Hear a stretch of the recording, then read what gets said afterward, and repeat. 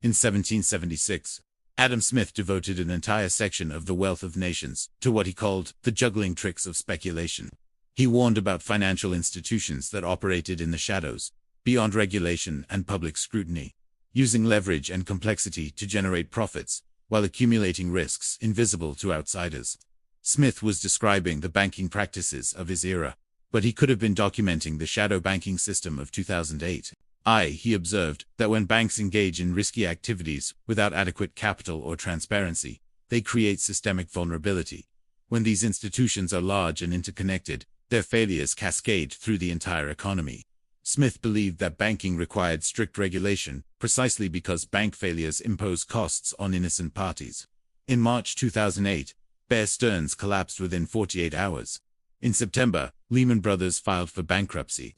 AIG, the insurance giant, required a government rescue exceeding $180 billion.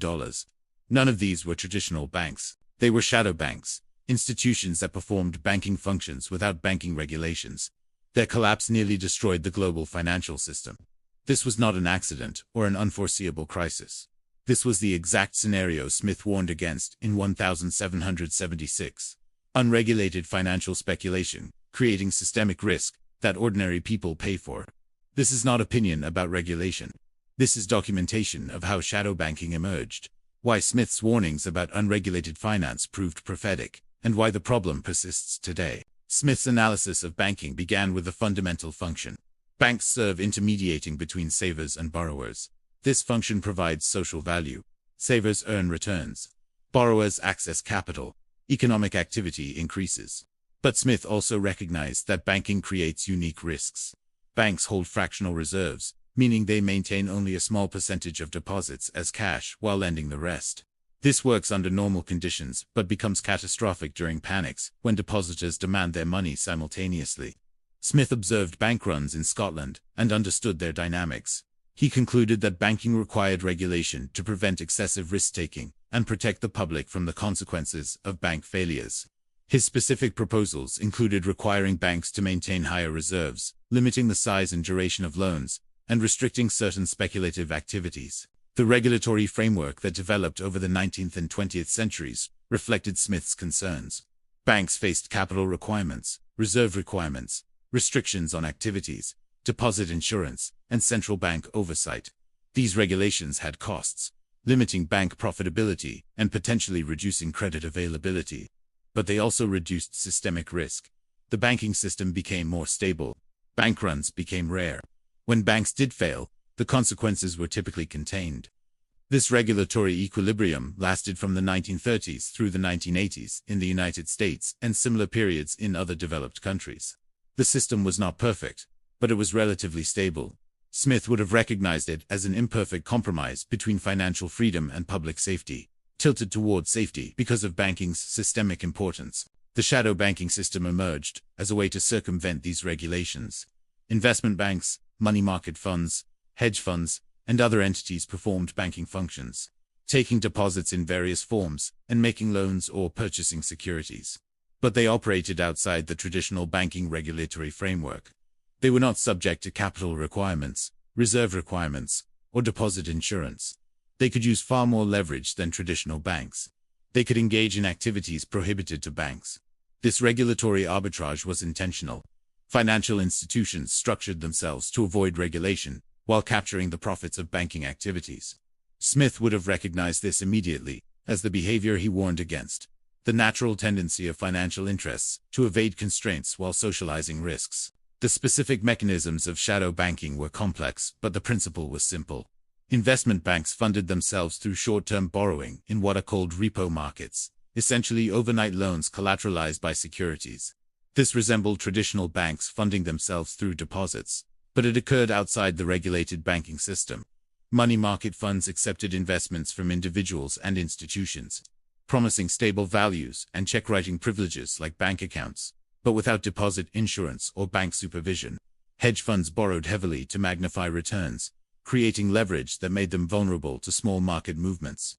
Special purpose vehicles held securities off balance sheets, hiding risks from investors and regulators. The entire structure depended on continuous access to short-term funding and stable asset prices. When either condition failed, the system collapsed. The growth of shadow banking accelerated dramatically after 1980. Financial deregulation removed. Restrictions on bank activities and interstate operations. The repeal of Glass-Steagall in 1999 eliminated the separation between commercial banking and investment banking. Financial innovation created new instruments, like mortgage-backed securities and collateralized debt obligations, that seemed to distribute risk but actually concentrated it in opaque ways. The industry argued that these developments improved efficiency and reduced risk through diversification. Regulators, influenced by industry lobbyists and captured by the prevailing ideology that markets self-regulate, did not intervene.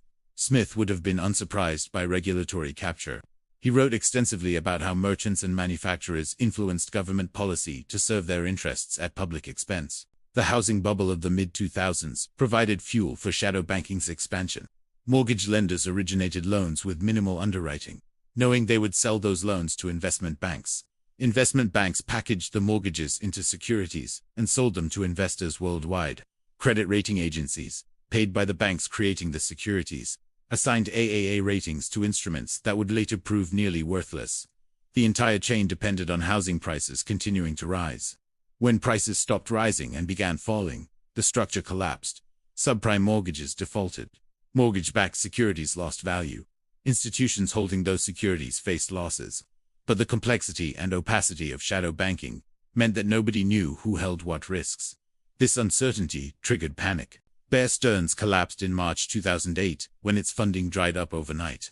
The firm had borrowed heavily in repo markets to finance holdings of mortgage-backed securities. As those securities lost value, lenders refused to roll over the short-term loans. Bear Stearns could not sell assets fast enough to meet funding demands. Within 48 hours, the firm went from appearing solvent to facing bankruptcy. The Federal Reserve arranged an emergency sale to J.P. Morgan, backed by government guarantees, because Bear Stearns' failure threatened to trigger cascading defaults throughout the financial system. Smith would have recognized this as exactly the systemic risk he warned about: private institutions taking risks, enjoying profits during good times, then imposing costs on the public when risks materialized. Lehman Brothers' bankruptcy in September 2008 demonstrated what happens when government does not rescue a failing shadow bank. Lehman was even larger and more interconnected than Bear Stearns. When the government allowed Lehman to fail, hoping to demonstrate that bailouts were not automatic, panic erupted. Money market funds that held Lehman debt announced losses, breaking the buck and triggering runs. Credit markets froze. Stock markets crashed globally. Commercial paper markets, which corporations use for short-term financing, stopped functioning. The entire financial system verged on collapse. The government reversed course immediately, implementing massive interventions to prevent complete meltdown. The experiment with allowing failure lasted one weekend before proving catastrophic. AIG's rescue illustrated another dimension of shadow banking risk. AIG was an insurance company, not a bank, but it operated a shadow banking operation through its financial products division. This division sold credit default swaps, insurance-like contracts that paid off if specific securities defaulted. AIG collected premiums, but did not set aside adequate reserves to pay claims. This worked while defaults were rare, but became unsustainable when mortgage-backed securities collapsed. AIG faced hundreds of billions in potential claims it could not pay. Because major banks held AIG credit default swaps as protection against losses, AIG's failure would have triggered bank failures. The government provided over $180 billion to prevent this cascade. Smith would have understood this as socialization of losses from private risk-taking, exactly the corrupt bargain he warned against. The official response to the crisis combined emergency interventions with longer-term reforms. The Federal Reserve created numerous lending facilities to provide liquidity to frozen markets. The Treasury implemented the Troubled Asset Relief Program, purchasing stakes in banks to recapitalize them. Congress passed the Dodd-Frank Act, attempting to regulate shadow banking and prevent future crises. The reforms had some value. They increased capital requirements for large institutions. They created resolution procedures for failing financial firms. They attempted to bring derivatives trading into regulated markets. But they did not fundamentally change the structure. Shadow banking persists. Institutions remain too large and too interconnected. The incentive structures that caused the crisis remain largely intact. Smith's prescription would have been more radical. He would have insisted that any institution performing banking functions must face banking regulations. The distinction between commercial banks and investment banks is artificial and easily gamed. If an institution borrows short-term to fund long-term assets, creating maturity, mismatch, and liquidity risk, it is engaged in banking regardless of legal structure. Such institutions should face capital requirements, leverage limits, and activity restrictions. Moreover, Smith would have questioned whether institutions should be allowed to grow so large that their failure threatens the system. His preference for competitive markets with numerous small firms, rather than concentrated markets with few large firms, applies to banking as much as any other industry. The moral hazard problem that Smith identified operates most perversely in shadow banking. Traditional banks face deposit insurance, which creates moral hazard by protecting depositors regardless of bank risk-taking. But this moral hazard is at least partially offset by regulatory supervision. Shadow banks faced no deposit insurance, but captured the implicit guarantee that government will rescue them to prevent systemic collapse. This is the worst possible combination: private gains during success, public losses during failure, and minimal regulation in between. Smith understood that such arrangements encourage maximum risk-taking. The 2008 crisis proved him correct. The international dimension of shadow banking created additional complexity. Many shadow banking activities occurred through offshore entities and international transactions. When crisis struck, questions arose about which government bore responsibility for rescue. European banks had extensive American mortgage-backed securities holdings and dollar funding needs. American money market funds held European bank debt. Asian institutions had exposures to both. The interconnections meant that purely national responses were inadequate. Yet international coordination was slow and difficult. Smith recognized that commerce had become international by his era, but the financial integration of the 21st century exceeded anything he could have imagined. The regulatory challenge of supervising globally integrated shadow banking remains largely unsolved. The persistence of shadow banking after 2008 demonstrates that the underlying incentives have not changed. Regulations increased for traditional banks, making them less profitable and more constrained. This created additional incentive to move activities into less regulated sectors. Private equity funds, which borrow heavily to purchase companies, now hold trillions in assets. Leveraged loan markets, where corporations borrow with minimal covenants, have grown enormously. Cryptocurrency and decentralized finance operate with essentially no regulation, while performing banking-like functions. Each innovation or regulatory gap creates opportunity for shadow banking to reconstitute itself. Smith would have understood this dynamic. Regulations create incentives for evasion. Evasion creates new risks. New risks eventually materialize in crises. The cycle continues. The accounting and disclosure failures that enabled shadow banking exemplified problems Smith identified in joint stock companies. In Book 5 of The Wealth of Nations, Smith expressed skepticism about joint stock companies, the forerunner of modern corporations. He observed that when ownership and management separate, managers often pursue their own interests rather than owners' interests. Shareholders in large diffuse corporations cannot effectively monitor management. This agency problem becomes severe in complex financial institutions. Shareholders could not understand the risks in mortgage-backed securities and credit default swaps. Even sophisticated investors relied on credit ratings that proved worthless. The opacity served management's interest in continuing profitable activities while hiding risks that would eventually destroy shareholder value. The role of credit rating agencies in the shadow banking collapse deserves particular attention. These agencies, paid by the issuers of securities they rated, assigned AAA ratings to complex instruments they did not fully understand. Smith would have identified the obvious conflict of interest. When the party being evaluated pays the evaluator, the evaluation cannot be trusted. The rating agencies claimed their methodologies were objective, and their reputations prevented them from compromising standards. The crisis proved these claims false. Thousands of securities rated AAA defaulted. The agencies faced no meaningful consequences. They continued to operate with the same business model and conflicts. Smith documented similar conflicts in his era and concluded that only regulations separating evaluators from those evaluated could solve the problem. The compensation structures in shadow banking institutions created incentives for excessive risk-taking. Traders and executives received bonuses based on short-term profits without clawbacks, if those profits later reversed into losses. This encouraged behavior that appeared profitable in the short run, while building up risks that materialized later. Smith understood incentive problems thoroughly. He observed that people respond to incentives in predictable ways.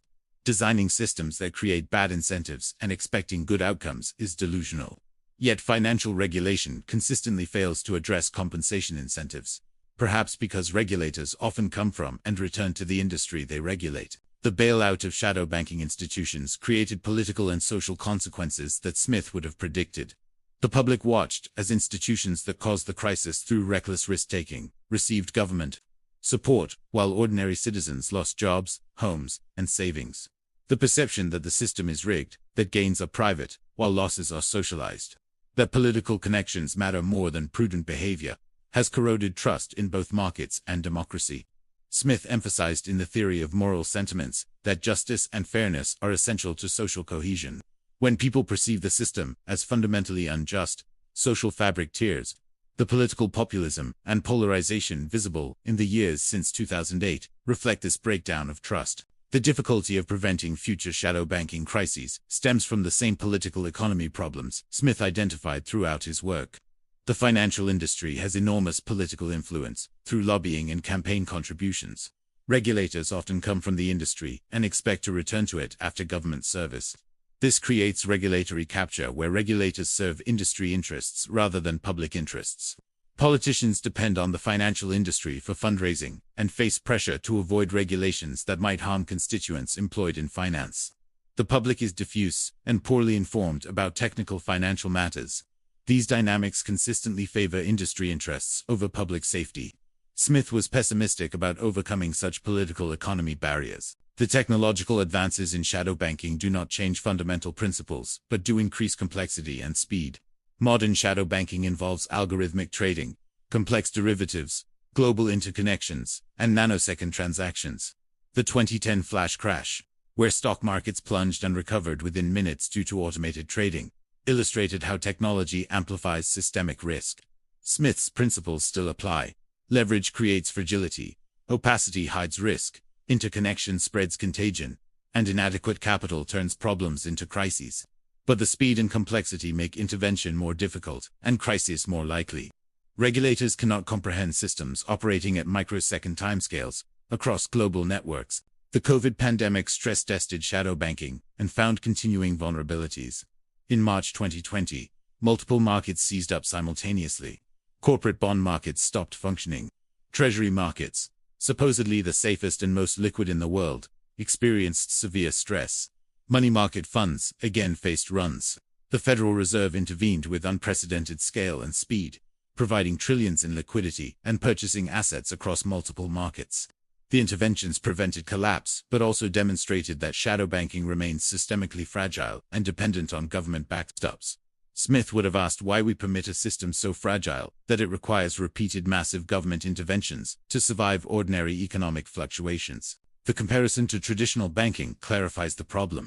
Traditional banks, despite their flaws, operate within a regulatory framework designed to limit systemic risk. They hold capital, face supervision, and have access to central bank lending and deposit insurance.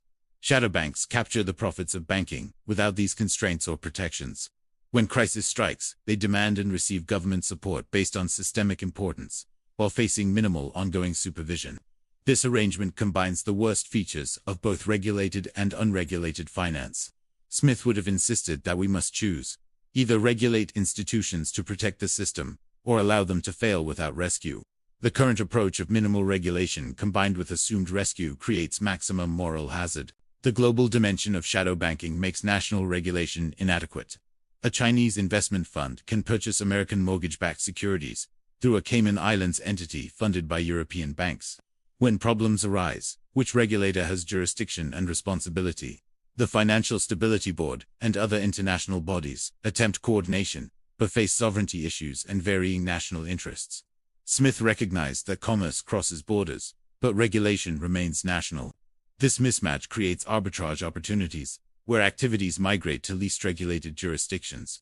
Solving this requires either international regulatory harmonization, which faces political obstacles, or restrictions on cross-border financial flows, which faces economic objections. As we document this pattern, we observe a system that has changed little since 2008, despite near collapse. Shadow banking continues to grow. Leverage remains high. Complexity increases. Regulatory arbitrage persists. The implicit government guarantee that institutions will be rescued if they threaten systemic stability remains in place. creating moral hazard that encourages risk-taking. Smith warned in 1776 about exactly this dynamic: financial speculation, operating beyond regulation, accumulating systemic risk, and ultimately requiring public rescue at taxpayer expense. The 2008 crisis proved him correct in every detail. The persistence of shadow banking despite that crisis suggests we have learned nothing. Smith would not have been surprised. He understood that powerful interests resist reforms that constrain their profits, and that political systems rarely act preventively, only reactively after catastrophe. The archive documents his warning and its fulfillment. The shadow banking system remains in shadow, accumulating risks, awaiting the next crisis that will prove, once again, that Smith was right all along.